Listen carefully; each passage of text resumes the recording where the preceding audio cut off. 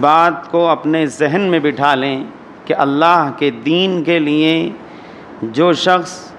قربانی دیتا ہے، اپنی جان، مال، وقت لگاتا ہے اللہ کے دین پر، تو اللہ تبارک و تعالیٰ اپنے اس مجاہد بندے کو بے یار و مددگار نہیں چھوڑتا ہے۔ قرآن نے جو یہ بات کہی ہے وَإِذِ ابْتَلَىٰ إِبْرَاهِيمَ رَبُّهُ بِكَلِمَاتٍ فَأَتَمَّهُنَّ قَالَ إِنِّي جَاعِلُكَ لِلنَّاسِ إِمَامًا، کہ جب اللہ نے ابراہیم کو کچھ باتوں کے ذریعے آزمایا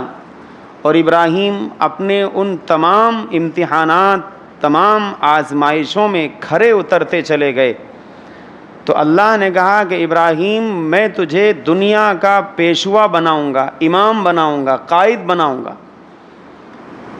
تیرا مقام و مرتبہ اتنا بلند کر دوں گا کہ پوری دنیا تجھ سے اپنے تعلق اور نسبت کو جوڑنے میں فخر محسوس کرے گی۔ یہ ان آزمائشوں کا صلہ تھا، ان قربانیوں کا یہ بدلہ تھا کہ جو ابراہیم علیہ السلام نے اپنے چھوٹے سے بچے اور اپنی نئی نویلی دلہن دونوں کو لا کر مکہ مکرمہ کی وہ وادی جہاں نہ آدم ذات کھانے پینے زندگی گزارنے کا کوئی سامان وہاں پر نہیں، ایسی جگہ پر لا کر جب چھوڑ دیا، اور میں نے بتایا کہ حضرت حاجرہ رضی اللہ عنہا کہ وہ کس طرح سے اپنے بچے کی پیاس کو بجھانے کے لیے پانی کی تلاش میں کبھی صفا پر کبھی مروہ پر تو کبھی صفا پر کبھی مروہ پر اس طرح وہ چکر کاٹتی رہیں، اور پھر اللہ تبارک و تعالیٰ نے آب زمزم کے چشمے کو وہاں پر جاری کیا جس سے دنیا فائدہ اٹھا رہی ہے۔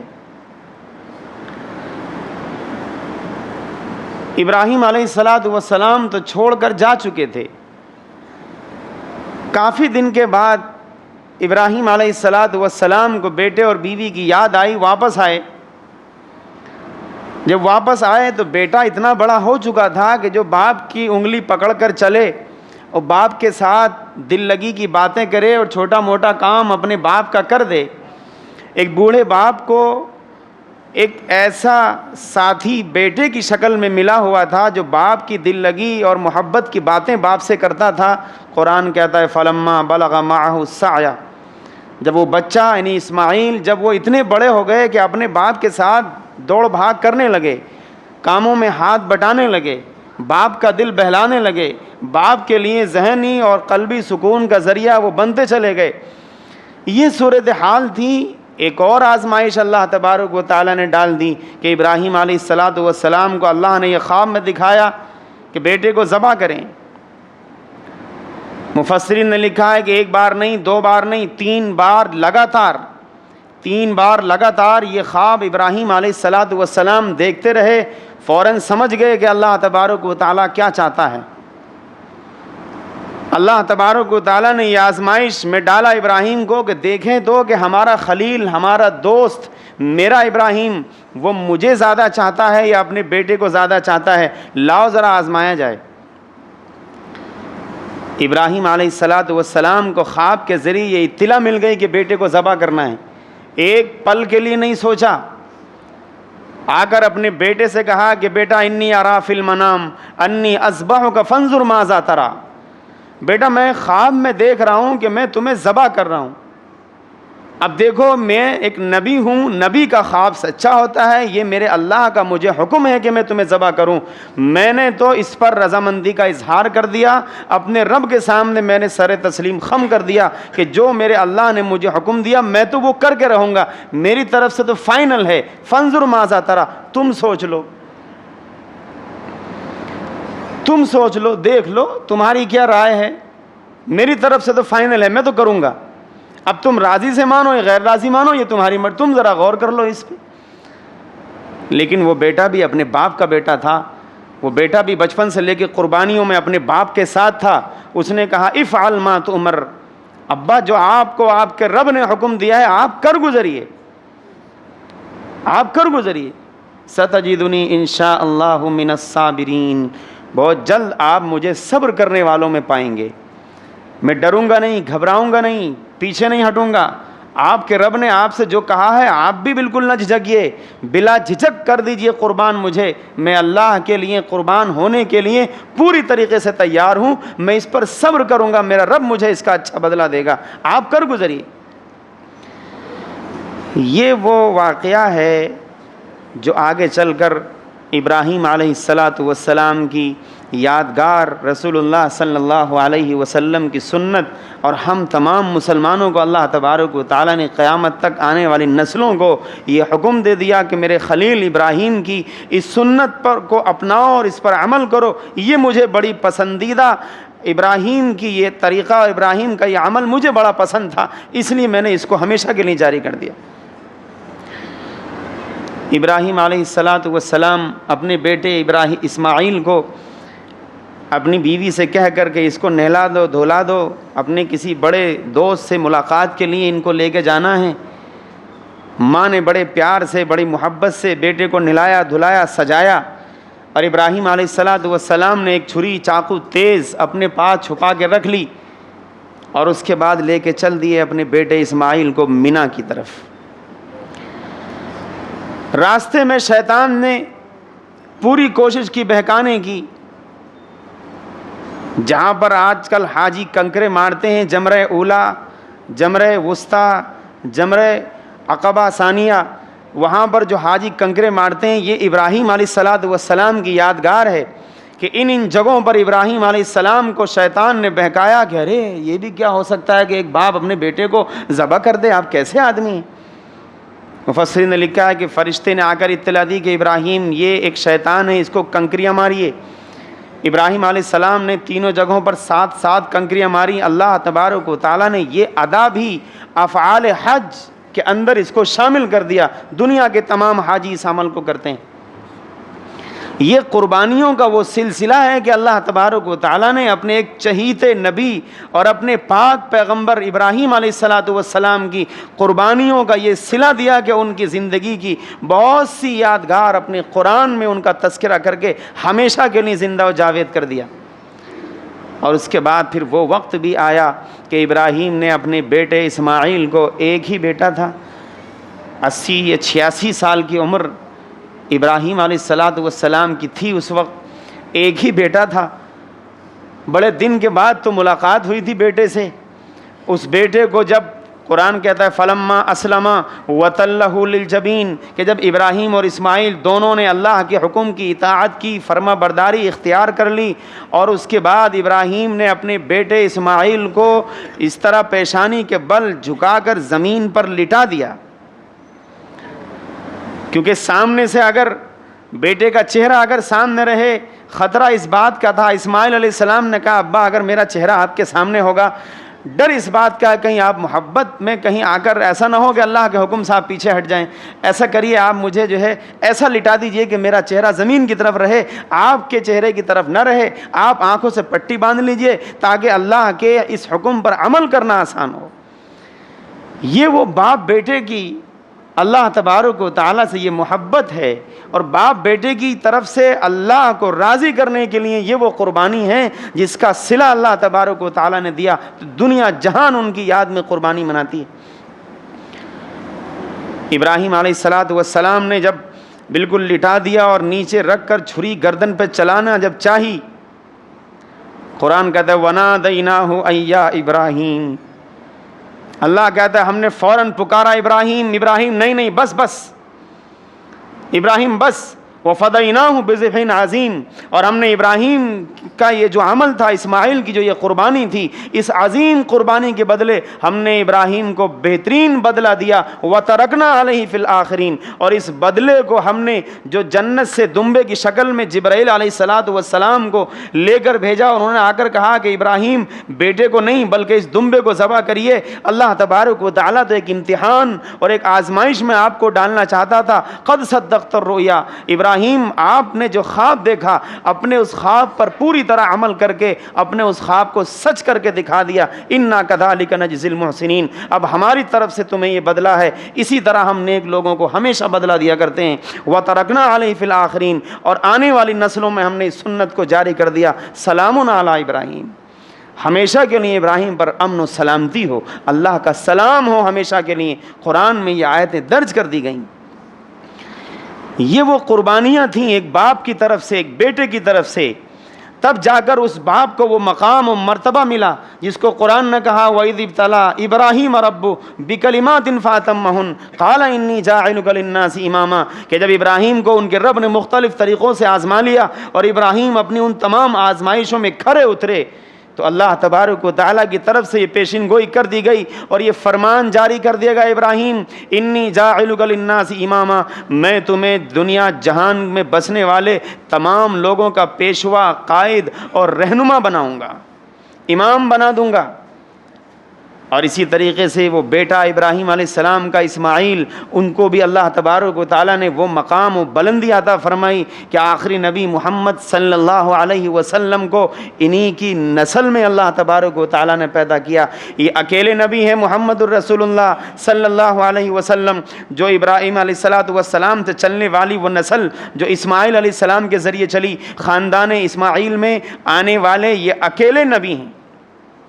جو آخری نبی کہلائے، ہم سب کے آقا سید الانبیاء امام الانبیاء محمد صلی اللہ علیہ وسلم وہ اسماعیل علیہ السلام ہی کی نسل میں۔ یہ مقام و مرتبہ اللہ تبارک و تعالیٰ نے ان کو عطا فرمایا۔ اور پھر جب اللہ تبارک و تعالیٰ اپنے بندوں سے کی قربانیوں اور ان کی محنتوں اور ان کی کوششوں سے جب خوش ہوتا ہے تو پھر اپنے سارے کام کراتا ہے اور پھر ان کو وہ بلندی عطا فرماتا ہے کہ دنیا سوچ نہیں سکتی۔ پھر اللہ تبارک و تعالیٰ کی طرف سے جب یہ واقعہ یہ ہو چکا ابراہیم علیہ السلام کی طرف سے قربانی کا، کچھ دن کے بعد ابراہیم علیہ السلام پھر واپس چلے گئے ملک شام،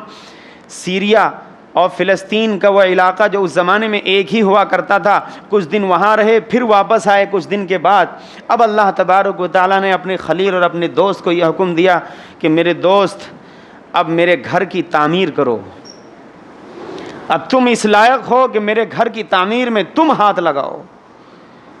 خانہ کعبہ کی وہ تعمیر جو اللہ تبارک و تعالیٰ نے روز اول سے اس دنیا میں، قرآن کہتا ان اول بیت وضع للناس للذی ببکۃ مبارکہ، سب سے پہلے دنیا میں اس زمین پر اللہ تبارک و تعالیٰ کی طرف سے کسی گھر کی تعمیر کرائی گئی تو وہ اللہ کا گھر خانہ کعبہ ہے۔ مختلف باتیں محدثین اور مفسرین مورخین نے مختلف باتیں لکھی ہیں کہ اللہ تبارک و تعالیٰ نے آدم علیہ السلام کی پیدائش جب ہوئی اسی وقت اللہ نے خانہ کعبہ کی تعمیر کا فیصلہ کر دیا۔ جبرائیل علیہ السلام کی ماتحتی میں مختلف فرشتوں نے کام کیا، خانہ کعبہ کی تعمیر وجود میں آئی۔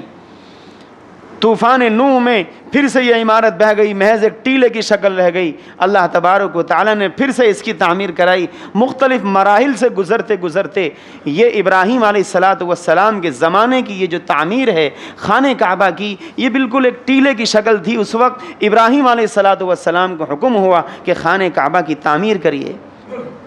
اس کی وہ بنیادیں جو جبرائیل علیہ السلام سے اللہ تبارک و تعالیٰ نے طے کرائی تھی، جو نقشہ بنوایا تھا، اسی نقشے پر خانہ کعبہ کی وہ عمارت جو مرور ایام اور حوادث زمانہ کا شکار ہو چکی ہے، ان کو اسی بنیادوں پر پھر سے کھڑا کرو۔ قرآن کہتا ہے وَإِذْ يَرْفَعُ إِبْرَاهِيمُ الْقَوَاعِدَ مِنَ الْبَيْتِ وَإِسْمَاعِيلُ، یاد کریے اس وقت کو بھی کہ جب ابراہیم علیہ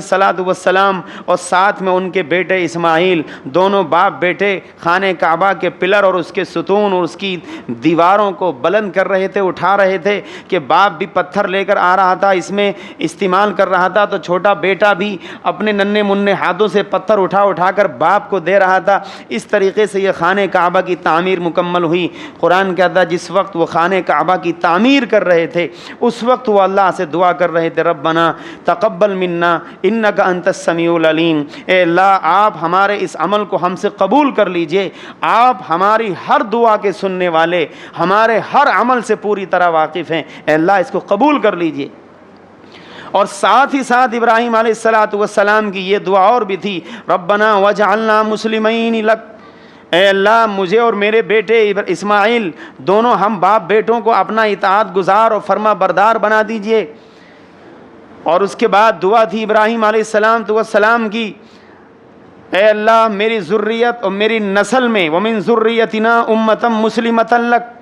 میری نسل اور میری ذریت، میری آل اولاد میں ایک ایسی قوم پیدا کر دیجئے جو آپ کی اطاعت گزار ہو، آپ کی فرما بردار، آپ کے حکم پر جان چھڑکنے والی ایک ایسی میری نسل میں ایک ایسی امت، ایک ایسی قوم پیدا کر دیجئے۔ یہ دعا تھی ہمارے اور آپ کے لیے، امت محمدیہ کے لیے، اے اللہ میری نسل میں ایک ایسی قوم کو پیدا کر دیجئے۔ اور اسی طریقے سے ایک دعا تھی ابراہیم علیہ السلام کی اس وقت، اے اللہ میری اس نسل میں ربنا وبعث فیہم رسولا منہم، اے اللہ ایک میری جو نسل میں جو ایک قوم آپ پیدا کریں گے جس کی میں نے آپ سے دعا کی، ایک فرما بردار اطاعت گزار امت اور قوم، اسی میں سے ایک نبی ایسا بھیج دیجئے، اسی میں سے ایک ایسا نبی بھیج دیجئے جو لوگوں کے سامنے یتلو علیہم آیاتک، لوگوں کو تیری آیتیں، تیرا قرآن پڑھ پڑھ کر سنائے، ویعلمہم الکتاب والحکمہ، اور کتاب کی، قرآن کریم کی تعلیم دے، اس کا معنی اور مفہوم، اس کا مطلب لوگوں کو سمجھائے، اسی طریقے سے وہ پتے کی، حکمت و دانائی، دانش مندی کی ایسی باتیں لوگوں کو بتائے جس کا جواب نہ ہو، اور اسی طریقے سے ویزکیہم، وہ نبی ایسا ہونا چاہیے کہ جو لوگوں کے اخلاق کو، ان کے اعمال کو، ان کے عقیدے کو، ان کی سیرت و کردار کو، ان کے ظاہر کو، ان کے باطن کو پوری طرح سے پاک صاف کر دے، ایسا نبی بھیج دیجیے۔ یہ وہ دعائیں تھی ابراہیم علیہ السلام کی جو خانہ کعبہ کی تعمیر کے موقع پر انہوں نے اللہ سے مانگی، اللہ نے ساری دعائیں قبول فرمائیں، چونکہ اب ابراہیم اور اللہ کے درمیان اب کوئی پردہ اور آڑ نہیں تھی، اب تو دوست وہ سارے کام کر چکا تھا جو ایک بڑے دوست نے اپنے دوست سے کروانا چاہے، وہ سارے کام، محبت اور وفاداری کی وہ مثالیں جو اللہ اپنے بندے ابراہیم سے چاہتا تھا، وہ ساری قربانیاں دے دیں۔ تو اب دعا کی قبولیت میں تو کوئی کسی قسم کا تردد ہو ہی نہیں سکتا تھا، وہ تو ادھر سے زبان سے نکلی، ایک دوست کی طرف سے نکلی اور دوسرے دوست نے فوراً اس کو قبول کر لیا۔ اب تو یہ بات تھی، یہ جو میں نے پوری بات مختصراً آپ کے سامنے رکھی، مقصد صرف یہ ہے کہ اللہ تبارک و تعالی جب اپنے کسی بندے سے اپنے دین کے لیے قربانی مانگتا ہے، اپنے بندوں سے، اپنے بندوں میں پائے جانے والی مختلف تنظیموں، مختلف جماعتوں، مختلف سنگٹھن اور مختلف لوگوں سے جب اللہ تبارک و تعالی حالات اور جو زمانے کے تقاضے ہوتے ہیں اس کے مطابق اللہ جب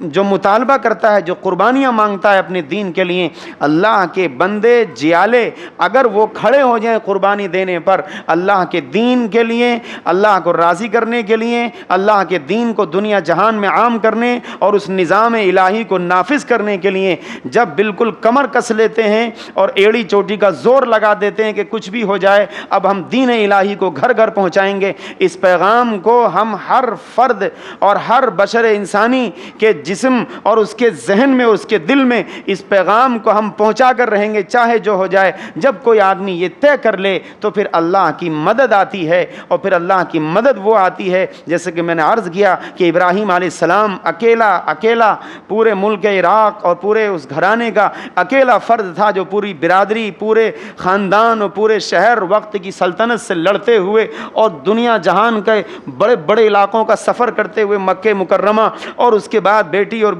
بیوی اور بیٹے کو چھوڑ کر اس کے بعد پھر سے چلا گیا اور پھر سے قربانی، خانہ کعبہ کی تعمیر، اور اس کے بعد جو دوسری بیوی تھی حضرت سارہ، وہ چونکہ فلسطین کے علاقے میں آباد تھیں، ان کے بطن سے بھی ایک بیٹا پیدا ہوا اسحاق علیہ السلام، جن کی نسلوں میں آگے چل کر ہزاروں نبی آئے، اللہ تبارک و تعالیٰ نے بھیجے۔ وہ بیٹا اسحاق علیہ السلام، اس بیٹے نے بھی اپنے باپ ابراہیم کے ساتھ مل کر مسجد اقصیٰ کی تعمیر کی فلسطین میں۔ یہ وہ قربانیوں کا وہ صلہ تھا، اس لیے کہا جاتا ہے من کان للہ کان اللہ لہ، جو اللہ کا ہو جائے پھر اللہ اس کا ہو جاتا ہے۔ پھر اللہ تبارک و تعالیٰ اپنے بندوں سے وہ کارنامے کراتا ہے جو بڑی بڑی قوم مل کر نہیں کر سکتی، اللہ تعالیٰ اپنے کسی ایک بندے سے وہ کارنامہ دنیا میں انجام دلوا دیتا ہے۔ ضرورت اس چیز کی ہے کہ ہم ان حالات میں بھی اس چیز کو سمجھیں، ابراہیم علیہ السلام کی قربانی اور ان کے بچوں کی قربانیوں سے ہم سیکھیں کہ دنیا جہان میں پیدا ہونے والے حالات چاہے موافق ہوں چاہے مخالف ہوں، لیکن ہمیں اپنے دین پر مکمل طور پر عمل کرنا ہے۔ دنیا چاہے جو پروپیگنڈا کر لے، جتنے چاہے اشکال کر لے، شبہات پیدا کر دے کہ نہیں ایسا اور ویسا، میڈیا لگ جائے، مختلف طور طریقوں سے حکومتیں پیچھے کرنا شروع ہو جائیں، کسی طریقے سے کسی راستے سے گھبرانا نہیں ہے، اپنے دین پر یہ سمجھ کے کہ یہ دین اسلام یہ دراصل انسان کے اندر کی ضمیر کی یہ آواز ہے، یہ کوئی نئی چیز نہیں، یہ انسان کے اندر کی ضمیر کی یہ آواز ہے۔ ایک شریف انسان کی جو طبیعت جن چیزوں کا مطالبہ کرتی ہے، ایک مہذب سلیقہ مند اور ایک شریف نیک انسان کی فطرت جو چاہتی ہے، اسی کا نام تو دین ہے، یہ کوئی الگ سے نہیں ہے۔ اس کے تعلق سے ہر بندہ خدا، ہر شخص پوری طرح مطمئن رہے، ہم جس دین پر عمل کرتے ہیں یہ وہ دین ہے جو اللہ تبارک و تعالیٰ کی طرف سے اس پر رضامندی کی مہر لگی ہوئی ہے، اور قیامت تک انشاءاللہ یہ دین باقی رہے گا۔ دنیا چاہے جو کر لے، اس دین کا کچھ ہونے والا نہیں ہے۔ اللہ تبارک و تعالیٰ وقتاً فوقتاً اپنے بندوں کو کھڑا کرتا ہے مقابلے کے لیے، پھر وہ کسی کو کھڑا کرے گا۔ ضرورت اس چیز کی ہے، دعا بھی کرنی چاہیے اللہ تعالیٰ ہم سب کو اپنے دین کی خدمت کے لیے ہم سب کو قبول فرما لے۔ اللہ تعالیٰ ہم سبھی قربانیاں لے، ہماری قربانیوں کو اللہ تعالیٰ قبولیت عطا فرما کر ہم سب کو بھی اللہ تبارک و تعالیٰ اپنے نیک بندوں میں شامل فرما کر اجر عظیم عطا فرمائے۔ وآخر دعوانا ان الحمد